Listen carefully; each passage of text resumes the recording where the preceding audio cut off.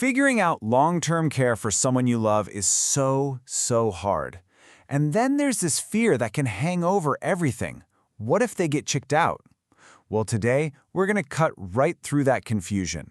We're going to give you a clear, powerful guide to your rights so you can understand and defend them against an improper discharge. Okay, let's dive in. This is the question, isn't it? The one that keeps so many families up at night. Your loved one has spent down their savings, they finally qualify for Medicaid, and then suddenly you feel this pressure from the facility to move. It's a really common and, frankly, a frightening situation. So what does the law actually say? So let's be crystal clear about this. The answer is a hard no. It's not ambiguous. Thanks to a federal law, the Nursing Home Reform Act of 1987, any facility that accepts Medicaid payments cannot evict a resident just because they switched from paying privately to using Medicaid. Your payment source, by itself, is not a legal reason for them to discharge you. Okay, so if the law is so clear, why does this feel like such a constant battle?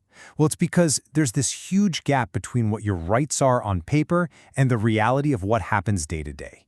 In fact, trying to illegally evict residents is one of the top complaints against nursing homes. The sheer scale of this is pretty mind-blowing. Just look at this number, 14,000. That's how many complaints get filed every single year about improper discharges.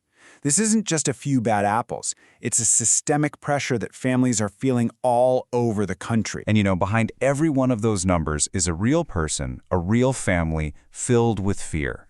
This comment from a nurse on Reddit just kind of hits you in the gut, right? It captures that raw anxiety.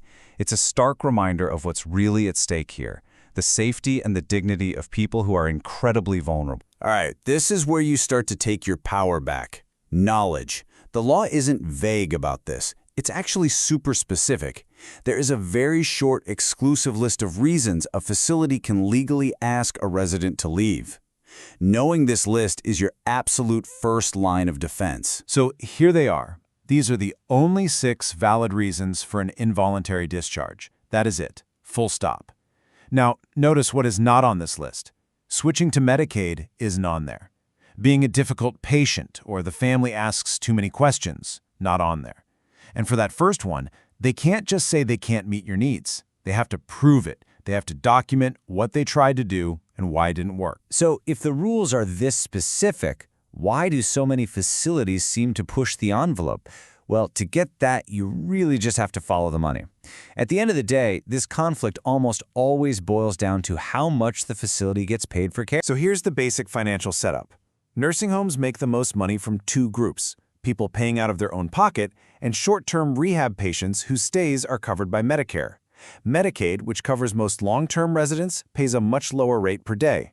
This creates a really powerful financial incentive to have more high-paying residents and fewer long-term Medicaid residents. Now, to be fair, the nursing home industry will point to data just like this from a federal study. And they argue that, look, Medicaid doesn't even cover our actual costs. They'll say on average, for every dollar of care we provide, Medicaid only pays us 82 cents. And this shortfall, they argue, puts a huge financial strain on them. But that's not the whole story. Resident advocates fire back and say, hold on a minute, this is more complex. They show data that Medicaid payments have actually been going up pretty steadily. And this suggests that the problem might not be a lack of money coming in, but maybe a lack of transparency in how that money is being spent. So where does the money go? Well, advocates claim that some for-profit chains use clever accounting to hide their profits. They might, for example, set up a separate company that they also own and then have the nursing home pay that company inflated prices for things like rent or supplies. This makes the nursing home look like it's barely breaking even when really money that should be for resident care is getting siphoned away. Okay, that brings us to the most important part of all of this. You get the problem, you get the money angle. So what do you actually do if you get a discharge notice? Here is your step-by-step game plan. First things first, and this is so important. A verbal warning has 0 legal power.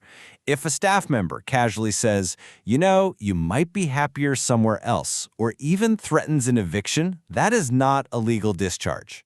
To be real, it must be in writing. And that written notice isn't just a simple letter. It has to include all of these specific things. If any of this is missing, especially the reason, where exactly you're going, and your appeal rights, that notice is invalid. The 30-day clock hasn't even legally started ticking. Okay, this is a huge one. A legal shield you absolutely have to know about. A facility cannot, I repeat, cannot kick you out for failure to pay if you have a Medicaid application in process. They are legally required to wait while the state sorts out your application or while you appeal a denial. So what is step 1? You appeal, and you do it right away. You have to file that appeal before the discharge date on the notice to protect all your rights. The notice itself has to tell you how to do it, and get this, the facility is legally required to help you file it if you ask them to. And please, please hear this. You do not have to do this by yourself. Your number one ally in this fight is your local long-term care ombudsman program. They are free, they are independent advocates who work for residents. Their entire job is to help you with this exact kind of problem. The discharge notice has to give you their contact info. Use it. Call them. And finally, step 3. It's the simplest of all. Stay put. The moment you file that appeal, the eviction process legally stops cold. You have the absolute right to stay in the facility until a hearing happens and a final decision is made. This gives you time, it gives you security, while you fight for your rights. So, at the end of the day, the law does have some really powerful protections on the books. But they only work if residents and their families know these rights exist and are ready to stand up for them. The system gives you the tools, but it's that vigilance, your vigilance, that truly ensures care and dignity will win out over profits.